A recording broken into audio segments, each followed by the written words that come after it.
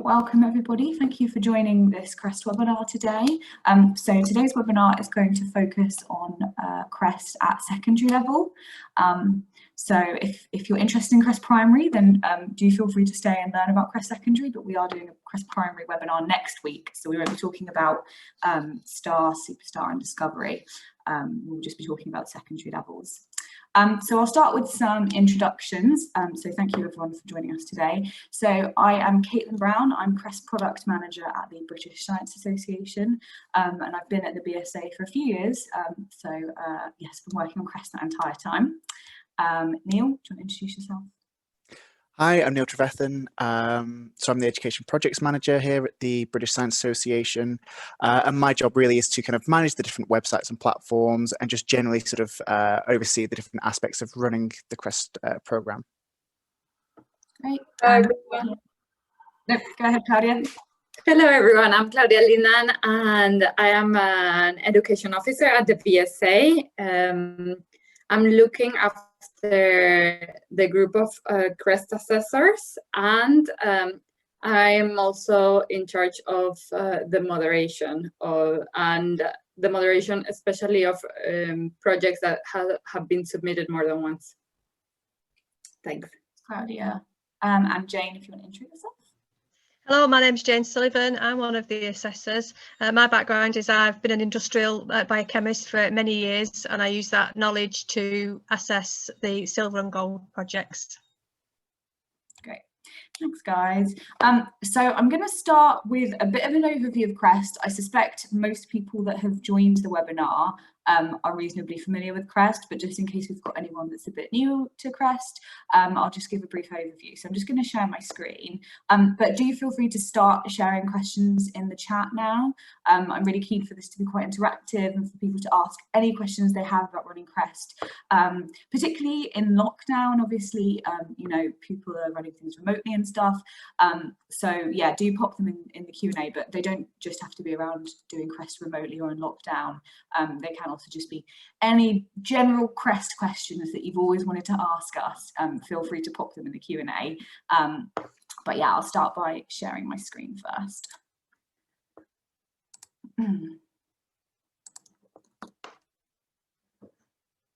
So hopefully everyone can see that. I'm looking at my colleagues. Just making sure, cool, I saw some nodding. So very briefly, so today we are going to be covering CREST Bronze, Silver and Gold, which are our secondary levels. They are all structured in the same way, so they have the 15 criteria that you have to meet 11 of to achieve the award.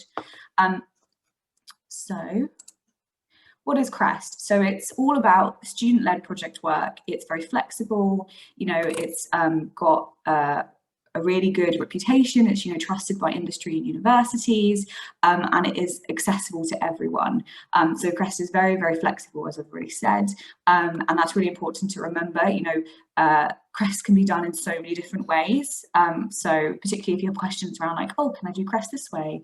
Please do ask them, because the answer is probably yes. It's just all about, you know, meeting 11 out of the 15 criteria.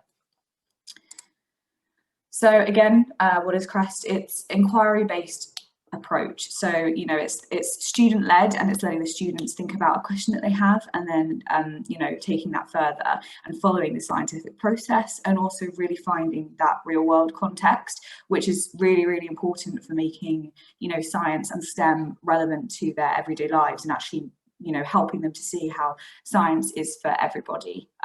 So that's kind of the cornerstone of CREST. This is a typical project timeline.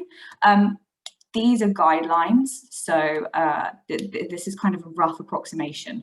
So a bronze award takes 10 hours, so you can see there that the lower numbers add up to the 10 hours, obviously, and then a silver project is 30 hours and a gold project is 70 hours. And these timings are all approximate, but that's roughly how much time a student should be spending on them. How to get a CREST Award. Again, we can answer any questions you might have on this, but basically you sign up for a free account, you choose a project. Usually we would like the students to choose the project, or you can guide them there, but we want them to be really invested in it. Then obviously run the project however you want, record project work, which is super, super important, especially if you're doing silver and gold, and then assessing the project and then certifying the project. So at silver and gold level, this is where our assessors like Jane come in. They're the ones that assess it. And if they meet at least 11 of the 15 criteria, then they will be certified and they will get their CREST Award. And finally, that's our website and our email address. I will share the screen at the end in case people don't have the email address to hand. So yeah, but I'm going to stop sharing my screen now. I can see we've got a couple of questions already. So I think, Claudia, were you going to answer, how do we provide evidence that we have to spend 70+ hours for the Gold CREST Award? I think I would say that the first thing that is really important is to include some kind of Gantt chart or record of what students have been up to. And usually many of the projects that we receive, they have a mentor where the teachers or the team of students find it could be a STEM ambassador or any other person that is working from a university representative or someone else in the community can help, and then try to help and measure that time and have some kind of evidence or a table where it is visible to measure that time. And I think, Neil, correct me if I'm wrong here, we usually recommend Gantt charts for that. We do definitely at gold level, or at least just a kind of like a project plan of some sort, just to sort of show that even going into a project, the students thinking about, okay, well, I need to spend at least some time researching, I need to spend some time actually doing the stuff, I need to write up my results, I need to reflect back and think about sort of what it is that I'm doing, what works well, what hasn't gone quite so well. So thinking about that to begin with. And something I would say is that sort of it is a recommendation of 70 hours. It's not you have to reach this cutoff point. So as long as sort of a good amount of time has been spent on a gold project, and as long as sort of most importantly, as long as you've kind of met 11 of those 15 criterias, I wouldn't worry too much about hitting that 70-hour mark. Yeah, I think that's a good point to emphasize. It doesn't have to be exactly 70 hours. Jane, you've obviously assessed quite a few projects in your time. Any other thoughts on kind of providing evidence, or do you think we've covered it all? No, I think what I find is a lot of students miss out the crucial bits of planning, and that's often sort of one of the criteria that they miss. So it's really important that when you are starting a project, as Neil said, that you have thoroughly thought the process through, but also reflected about maybe why it didn't work and what you had to change along the way, because again, some of the criteria require you to be quite reflective, and science doesn't always work, especially as you planned it to do. So just remember that you can go back and and explain why things didn't work and what you had to adapt, and that meets one of the criteria as well. Yeah, I think that's another really good point. It's all about the process. It's not necessarily about having the perfect project, as you said. So I think that's a really good point to make. Okay, so we've got another question which I'm going to make public. So I don't have access to equipment and a lab to do my experiment during the lockdown. How do you suggest I continue with my experimental project? This is a good question, actually. I think, so we do have different types of CREST project. So there are projects called research projects, which are not based on an experiment. So that's, the perfect kind of project to do during lockdown, I would say, because it doesn't rely on experimental work. I think if you've started an experimental project and, lockdown suddenly happened and you no longer have access to a lab, and feel free to disagree with me here, guys, but I would say that the best way to take it forward is probably use that as part of your project. Okay, I don't have access to a lab anymore. I'm going to record that. I'm going to make sure that's like part of the process that I go through, and I'm going to, you know, hit the problem solving criteria by finding a different way to do my project. It might not be the perfect way, but you should hopefully be able to kind of find something else to kind of help you answer your question. Anything to add from anybody else on that? I think again, it's remembering that, as you said, Caitlin, it's not just about the results that you get, it's the process that you go through to get your data and analyse it. So theorising and speculating on what might have happened had you had the right equipment would also be a way to allow you to hit some of those outcomes. Something I would just say as well is obviously every project is different, and sort of the different sort of problems that you're wanting to address, or questions you want to answer, potentially leading on to something else. But we do have some CREST at home resources. So I would say, although not necessarily specific to your project, you know, the one that you've set off on, maybe just having a look at some of those and sort of saying, okay, well, when addressing this problem, they're trying to do these sorts of things. Don't know if you want to talk about CREST at home a little bit more, Caitlin. Yes, I might actually just share my screen again. Please do, for anyone that's recently joined, we're answering any and all questions. Please do submit them in the Q&A section, and we will get to your question. I'm just going to share my screen, and we can look at the CREST at home section of the resource library. Just briefly, some of you are probably already aware of it, but I will just very quickly share this. Is that the right one? Yes, it is. This webinar is going to be a lot of me sharing my screen. So yes, we have this section of our resource library. Hopefully you can see this. It is our low resource or low equipment sharing resources. We've named it this way because obviously some people are still having to go into school. So, you know, there are some things in there that you might be able to do in school. It's not just for people at home. But the main thing is that you're not going to need loads of equipment, and you're not going to, you know, have to have students sharing a lot of equipment, and you're not going to need something that's really specialized. So I'm going to gloss over the primary section, as much as I love our primary resources, but we'll cover that next Tuesday at 5 p.m. If you're interested in primary, join us then. So we have a section in the resource library which is projects for ages 11 to 18, so our secondary area, and they are anything from bronze up to gold. Now for gold, we've got less resources because we do tend to find that students tend to think of their own project ideas at gold level. I think that's more likely. And actually on that topic, we have this resource here, which is question generating for CREST.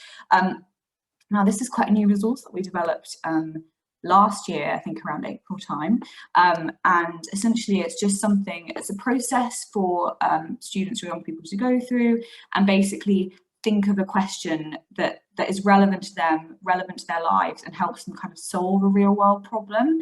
And I think that's particularly helpful at the moment for looking at different kinds of projects and kind of thinking about what's actually doable in your current circumstances. So this is kind of the area. We've obviously got the Bronze Award workbook, we've got a parent's guide for the Bronze Award, and my little Zoom thing is hiding it from me, and a student guide for CREST Silver at home, and then we've got various things. I would really like to highlight actually these resources that we developed in partnership with the Royal Society. They're really, really good resources. This is a discovery day, which I'll cover more next week, but it is actually transition level between primary and secondary.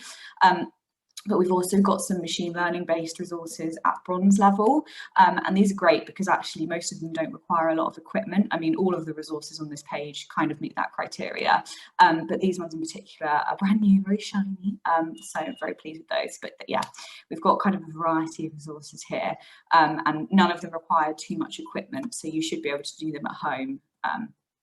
So yes, I will stop sharing my screen now, come back and do some more questions. So I think we've got a few more questions. So we've answered this one. I wanted a mentor for my gold project, even though it's not a requirement, which is a good point to make actually. If you have a mentor, that's great. And we do strongly recommend them for gold and silver, but they are not a requirement. So if you can't get one, it's not the end of the world. How can I access one during this time when universities are closed? Do we have a pool of mentors? I'm going to let Neil tackle this one because it's all yours. Sure. Yeah. First port of call is definitely contact STEM Learning, and particularly your sort of STEM Learning hub. They have lots of incredible mentors who have also not only sort of got experience and expertise in specific subjects, which might, which would obviously be relevant and helpful, but also they've been coached and sort of trained up on the mentoring process anyway, and how to work with students. So first and foremost, do that. Secondly, it may be that although universities are closed, there are people who are working from home, like so many of us at the moment, and may still be wanting to do that. And also potentially get in contact with local businesses. So again, because people are working from home and are used to sort of having Zoom calls or whatever it is now, whereas location may have once been a problem, now one of the few benefits to this, which is everyone's online now. So you could be someone might be far-flung place, but really relevant to your project. You can sort of find them, track them down, and then sort of see if they're interested in becoming a mentor for your project. But first and foremost, STEM Learning is where we direct everyone to begin with. Yeah, I think those are all really good points, Neil. And I'm actually just going to answer another question. I'm just making it visible. So someone's also asked, does our mentor submit any reference or evaluation of our performance throughout the process? So the short answer is no. They can sign your profile form, I think it is, and that's how they essentially say that they kind of supported you on their project, or your project, not their project. Other than that, they don't really submit a reference or an evaluation at all. I think the degree to which, so I think Neil touched on something quite important, in that, the mentor doesn't necessarily have to be an expert in the area. You might also get someone from business who might be an expert in the area still, but they might also just be someone that's, for example, really good at project management, which is really important. They don't necessarily need to be someone that can answer all your questions about the topic, although if you are doing quite a niche topic, that might be really helpful. So it's finding that balance. And sometimes teachers and mentors, which I don't think we would recommend, but they definitely can be. So I think, Jane, I don't know if you have any other thoughts on that, because obviously the mentor potentially helps the students meet the criteria for kind of using people and resources effectively. I'm not sure if you have any thoughts on that. Yeah, I think I would use a mentor as a critical friend. As Caitlin mentioned, if they don't have the particular expertise that your project is around. For example, I assessed a project on astrophysics, and it's not my field at all. But because I was able to critique it and assess it, because I was applying some very basic principles, so they can, even just getting somebody to read it through and see if it makes sense, proofread it, in addition to helping you check to see if you've met the criteria. One of the other things, in particular at gold level, I would also suggest is maybe joining LinkedIn, and that sort of helps you on your professional journey anyway. And you could also ask and start joining associations and start asking for people to help you that way.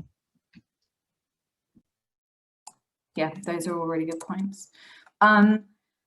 So someone else has asked, actually no, I'll do one of these first because this one's been here for a little bit. Can a research project be an extension based or / based on an EPQ or HPQ? I'm gonna throw that one to Neil and Claudia. Claudia, do you want to jump in on this?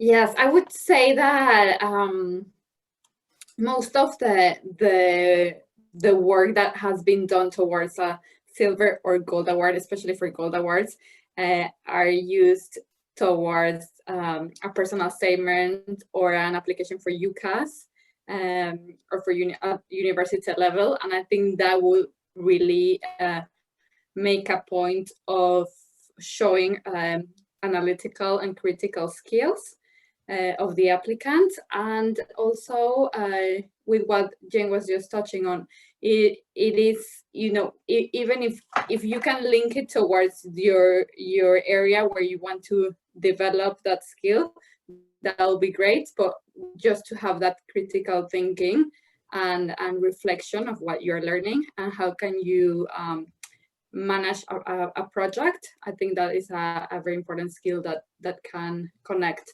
with the other learning and possibly with the curriculum at school. Yeah, and I'll just add to that as well. For the extended project, when I assess projects that have come from an extended project, again, what often get misses is that reflective element that you wouldn't not ordinarily put in an extended project. So just make sure that you've checked all the criteria and that you're hitting as many of those as you can. But certainly the science that you will have done for an extended project will be transferable. Yeah, and just to add to that, I think research projects are the best way to kind of, well, they're the closest fit, I'd say, with the EPQ, because I think an EPQ tends to be more research based, so I could be wrong there. So that tends to be where we find the most kind of match, mainly at gold level as well, though obviously you can submit for lower levels if you want. But yeah, that's kind of where the matchup is. Are there any types of examples? My son is home educated. How would one find a mentor or ambassador? So we've already kind of mentioned about the mentors and ambassadors. I don't know if anyone has anything to add to that. I was going to say, there's one thing that I completely forgot to mention, which someone has thankfully popped into the Q&A, which is we do have regional CREST support organisations. So almost our people on the ground, sort of the people who are, you know, on the cold face of CREST. So they are incredibly A, helpful, but also B, just lovely people who are really tapped into kind of not only schools in your area, but also kind of local businesses. So I'm 99% sure we have a list of them, kind of like who is your regional CREST support organisation or your RCSO in your area. So I would say definitely get in contact with them as well. Yeah, that's a good point. In terms of examples, I assume this is a question about example projects that people have submitted. We do get asked this a lot, and it is a good question. So we don't have example projects, and this is primarily because we don't want CREST to be prescriptive. We don't want people to feel like there is a certain formula for doing CREST, and we feel that if there are example projects, that people will feel like they have to follow a certain formula. So that's why. But we do have a section in the Help Centre all around the CREST criteria. And if you do have any questions on the CREST criteria, because I know that's a very popular topic for FAQs, please do, again, ask them in the Q&A. But we do have a section in Help Centre which is a kind of detailed explanation of each criteria. So there are example paragraphs where essentially someone has met that criteria at that level. And Neil spent a long time putting that together, so I don't know if you have anything to add, but that's kind of our middle ground between an example project. I'll literally put a link for that that Help Centre article in the chat, so just give me 2 seconds. Great, thanks, Neil. But that is a good question. Sorry, Claudia, go on. I just want to add that I think that the best projects are where the students are passionate about what they're working on, what they're exploring, and where they take ownership and put forward their own ideas of what is it they're learning. And when they ask the so what question, where they want to know why is this project important for them and why it should be important for others. Yeah, I think that's a really good point, Claudia. Neil, I know you've recently seen some really good projects come through. Do you want to talk a little bit about those? Absolutely. So ahead of this, we sort of had a deep dive into kind of since the first lockdown, what projects or the types of projects that have been submitted. One thing that Caitlin touched on before was that we have seen obviously quite a few more of these research-based projects, so where a little bit more akin to like a literature review, but where students have really sort of looked at what data is out there, what information is out there already. They've sometimes accessed open source data and sort of looked at sort of stuff, although they've not done the experiment, they've sort of managed to get their hold of some data and use that and to sort of produce a novel piece of work. But 3 in particular that I thought I would pull out, or 3 or 4. First of all, there was one that I saw recently where, although not a research project, a student was looking at basically the amount of wastewater that we have at home at the moment.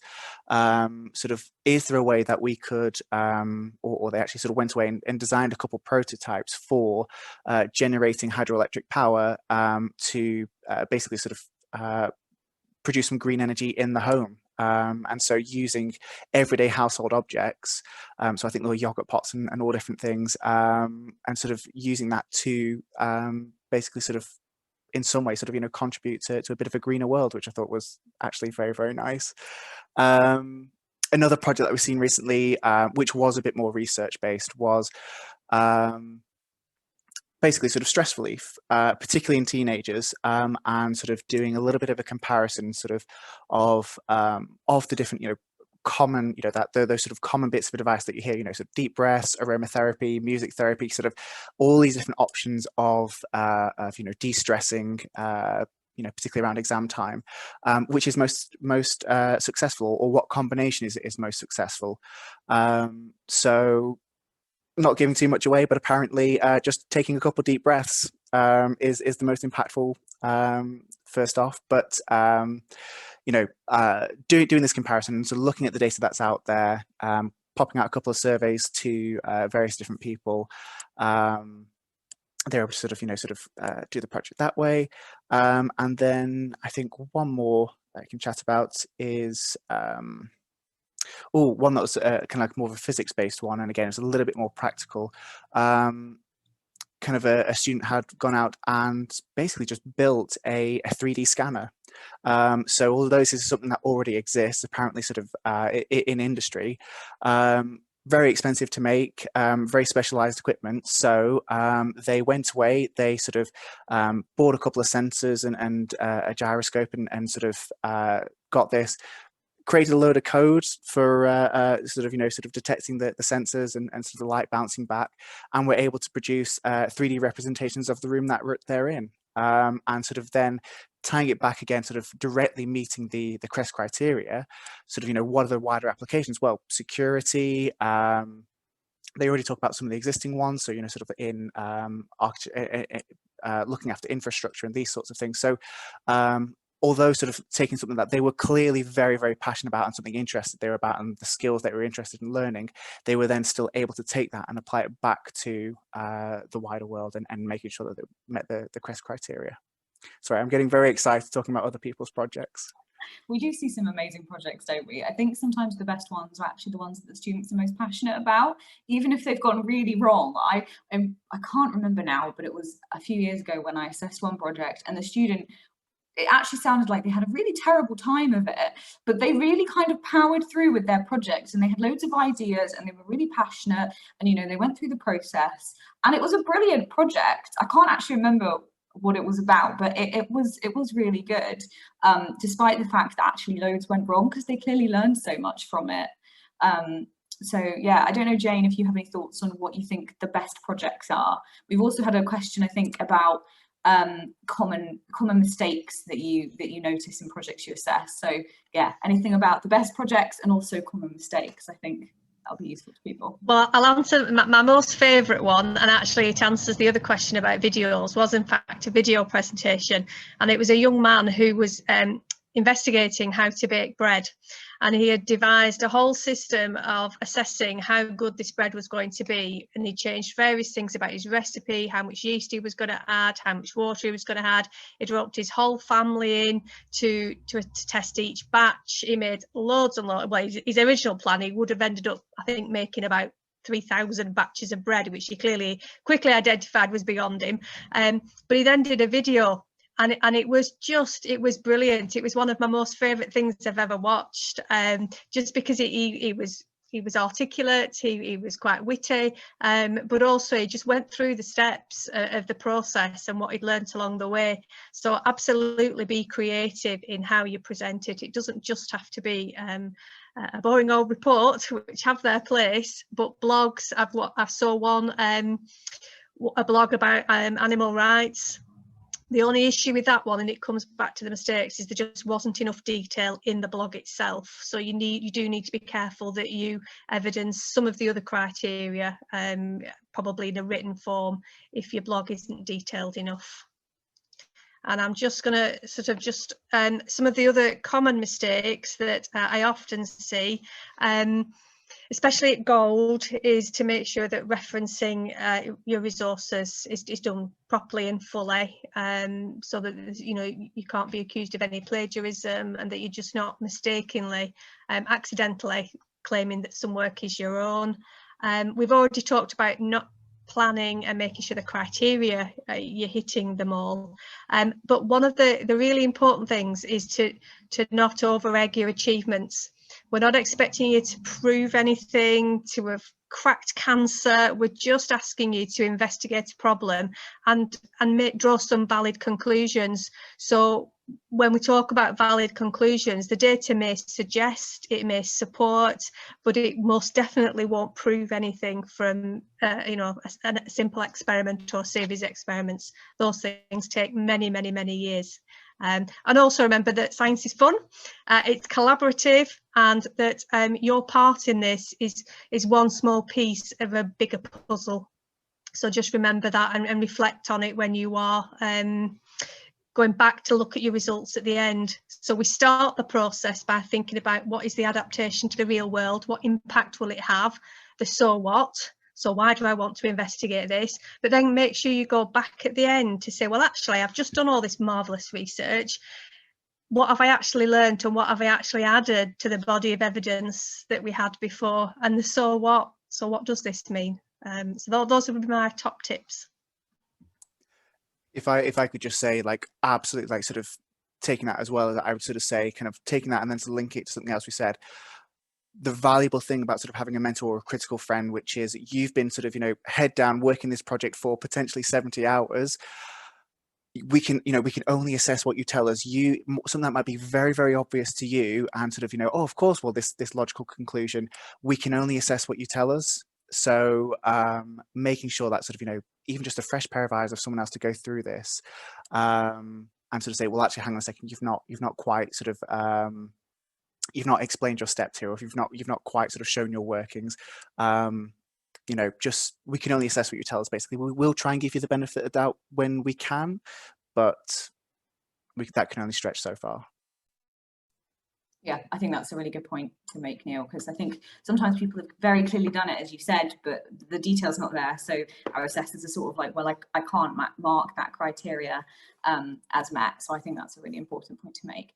We've had someone else ask, how do you obtain a mentor? So we've already mentioned that, but I'll just quickly say again, and there is an article on this in our help centre. So if you go to the CREST Awards website, in the top right corner, I think it's this help centre, and just if you click there, we do answer a lot of questions in there, and you can also email us. But to get a mentor, we usually recommend going via the STEM ambassadors, or try and contact someone via a university, or try and contact someone via a local business. For the STEM ambassadors, you will need a teacher to be the one to try and access them, so that is worth bearing in mind. But you can usually find somebody, but they aren't a requirement for CREST Gold and Silver. We just strongly recommend them. Got another question here. How can we fulfill the creativity section of the criteria by making connections and linking different areas of STEM research?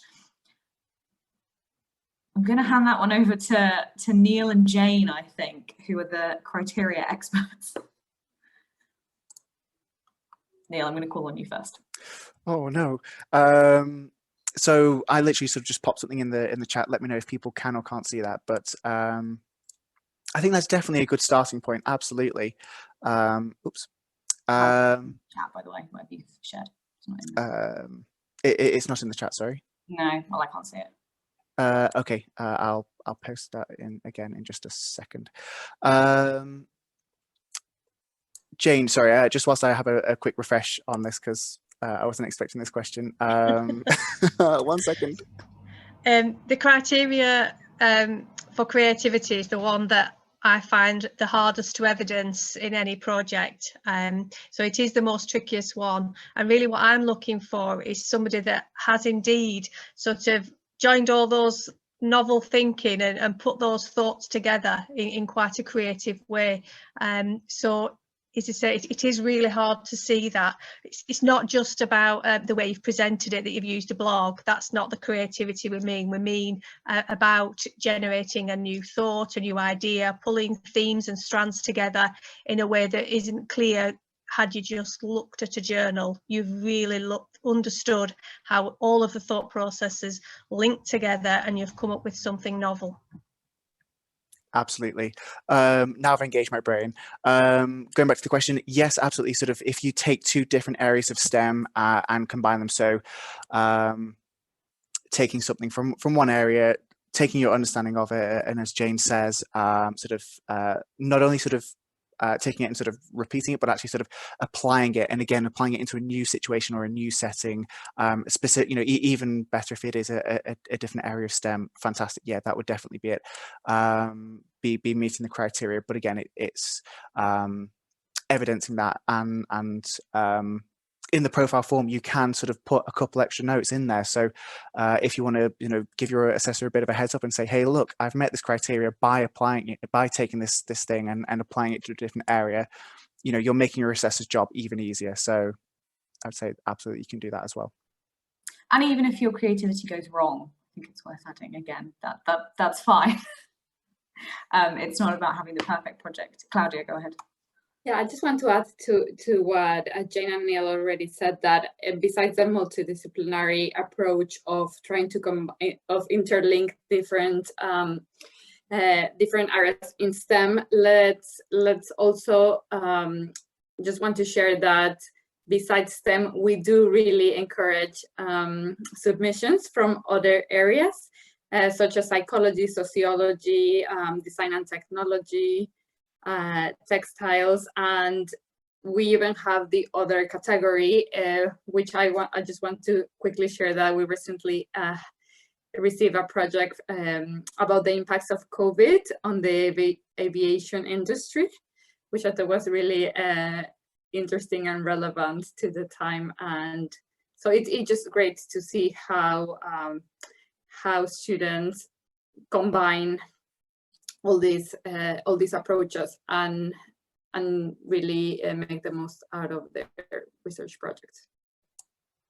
And also to touch on that with the approaches as well, and I will pop the link in the chat in a second, but we've obviously touched on the kind of different types of CREST project, but it's worth bearing in mind that there's not just research and practical projects, there are also design and make projects and communication projects. And actually, you kind of mentioned it there, Claudia, about the kind of creativity in your approach.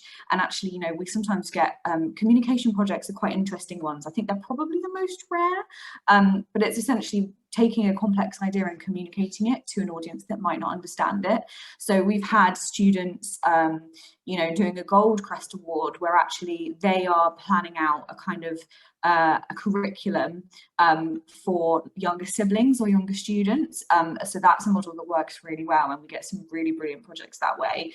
I remember I assessed a project a few years ago that was someone did a sort of internship at a science centre, which these are quite rare, so they were in quite a good position. But they designed a whole programme about planning to live on Mars, and then they ran it with, I think, primary school students, and it was a brilliant project, and they very clearly researched it, and again, were really passionate. And yeah, that was a really, really interesting project, and they were incredibly creative because it was, you know, making something brand new. So there's a lot of different ways you can kind of hit that creativity criteria, and it's worth being aware of the different types of CREST projects as well, but I'll put the link in the chat in a sec. We've got about 10 minutes left, so please do submit any final questions that you have. So Claudia, you've answered does my project have to cover STEM projects only?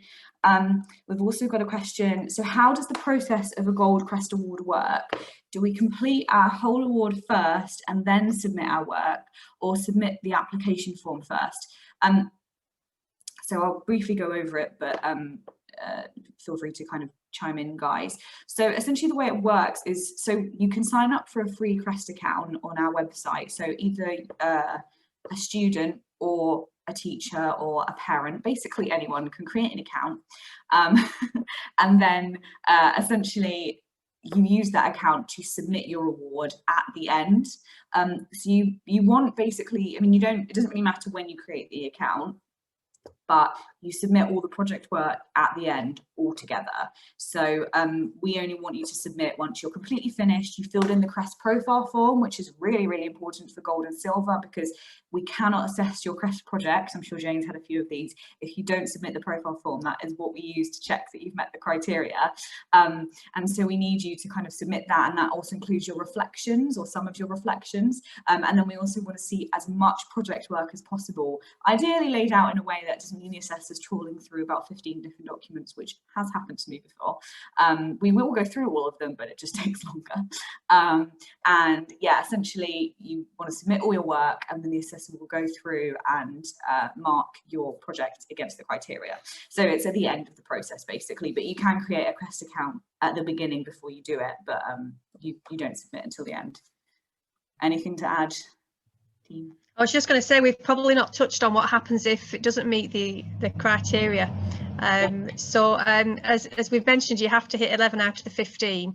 If the assessor feels that it hasn't met 11 of them, we do give you quite detailed feedback and suggestions and ideas around how you might meet the criteria and what to focus on, so that you get that back, and then you can choose to resubmit, or it might be that we've recommended that you accept the lower award, and you've got the option then. But as I said, please be reassured that we do read everything, and we do mark that really strictly against the criteria, but we are then offering you feedback so that you know what you need to do to improve it.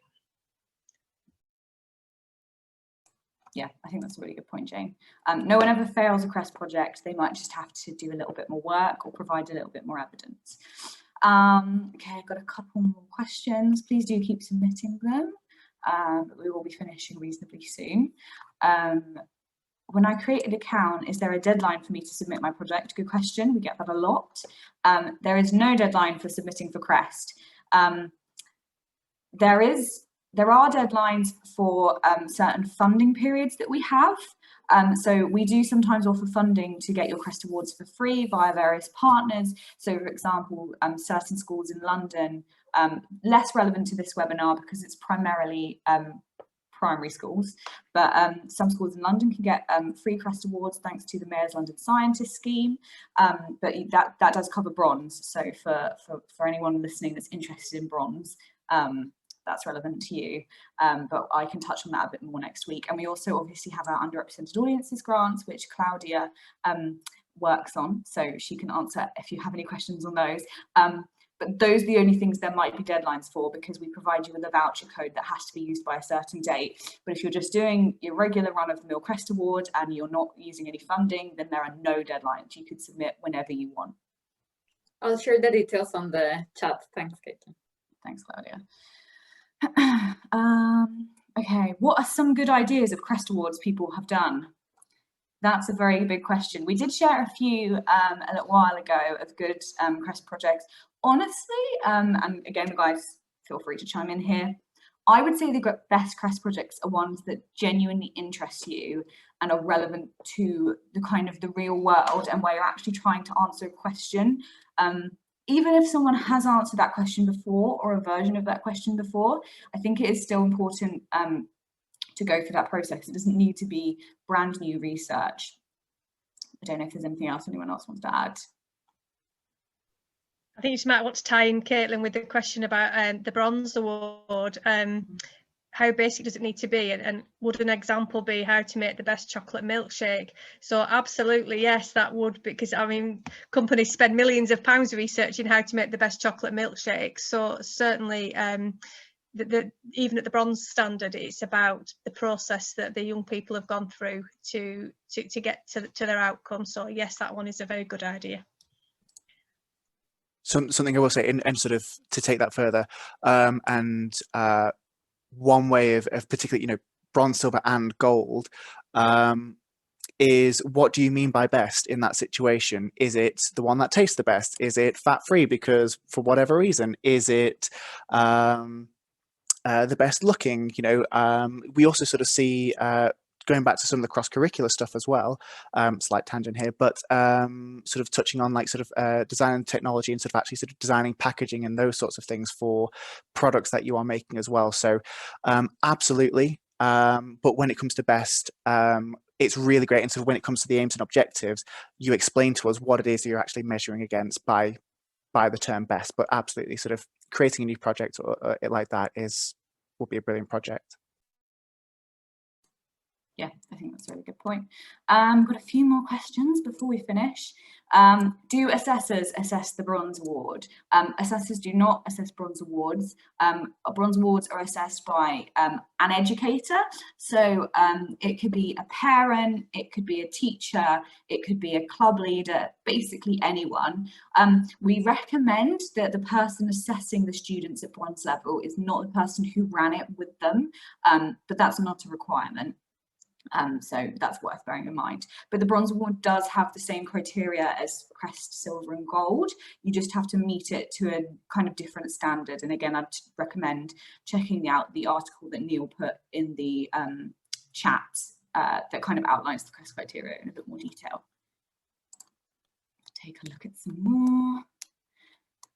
How should you reference your resources? Should you make a page with links to names of websites and sources you've used? I'm going to, again, hand this over to Neil and Jane, because I know Neil's spent a lot of time clarifying this criteria. So why don't you kick us off on that one?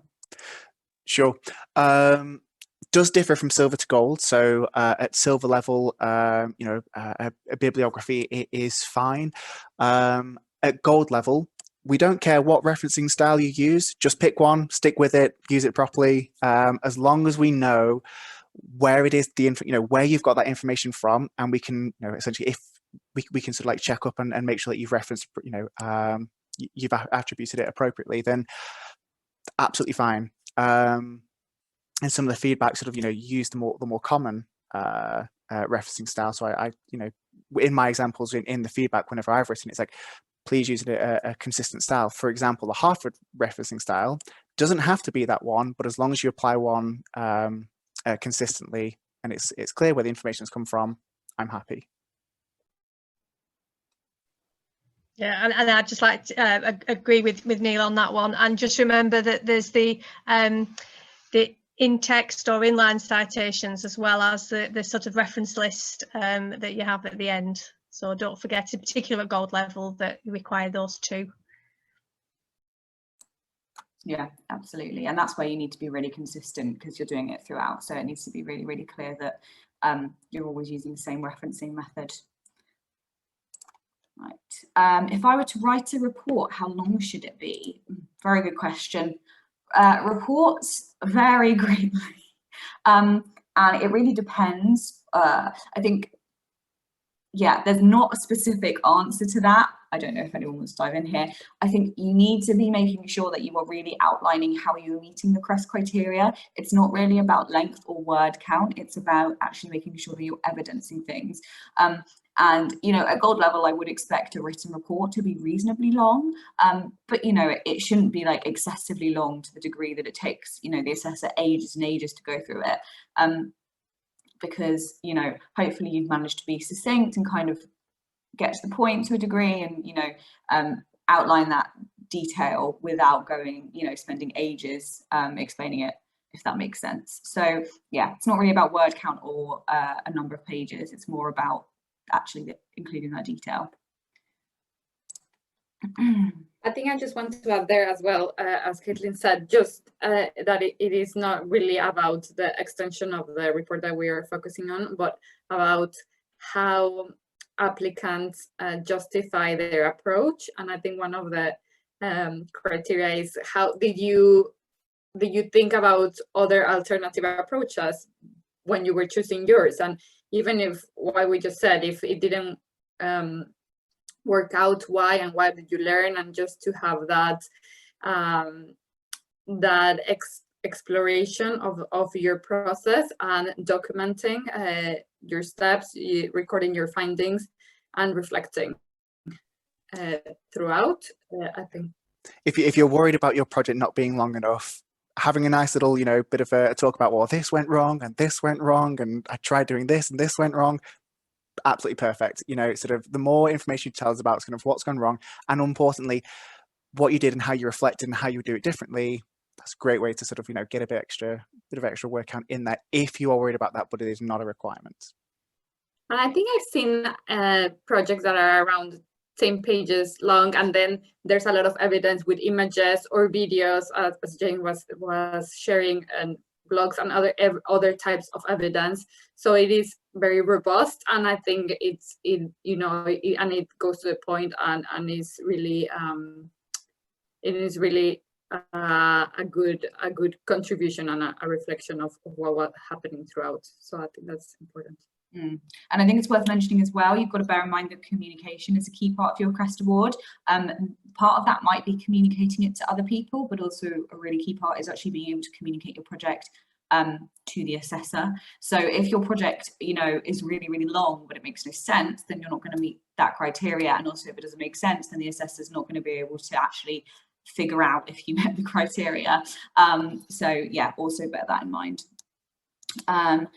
Okay, we've got a couple more questions, but then I'm going to finish us off because we're running out of time. So do we talk about the process and the report itself or the profile form? It's kind of up to you. The profile form is mainly there to show where you met the criteria. You can go into great detail in your profile form if you want, or you don't have to go into great detail in your profile form.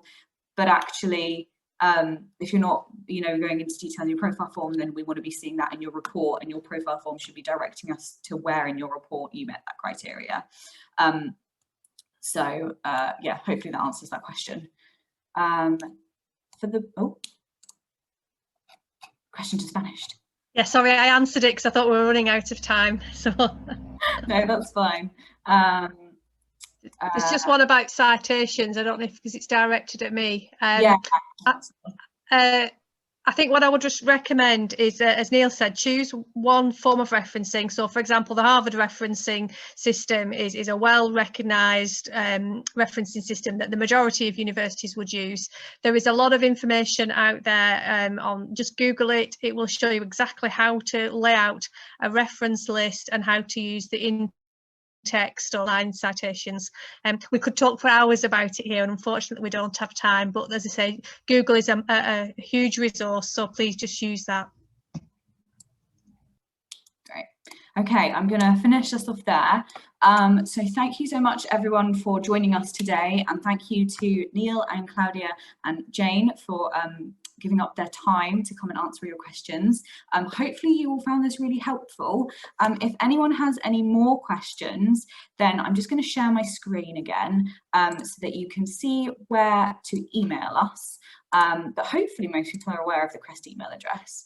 But if not, here it is, along with our website. Hopefully everyone can see that. I'm again looking at my colleagues. Yes, they know it. Yeah, so if you have any more questions, please do email us. Also check out the Help Centre, also check out the resource library. They're all great resources to support you do your CREST Award. But if you have any more questions, then please do email us. And also if you visit our website, you can sign up to our newsletter. If you scroll down to the bottom of the page, there's a link that says newsletter sign up. So please do sign up to our newsletter where we share all things education, and hopefully see some of you next week at our primary webinar for those of you who are interested in that. Right, I'm going to let everyone leave now. Thanks everybody. Thanks everyone.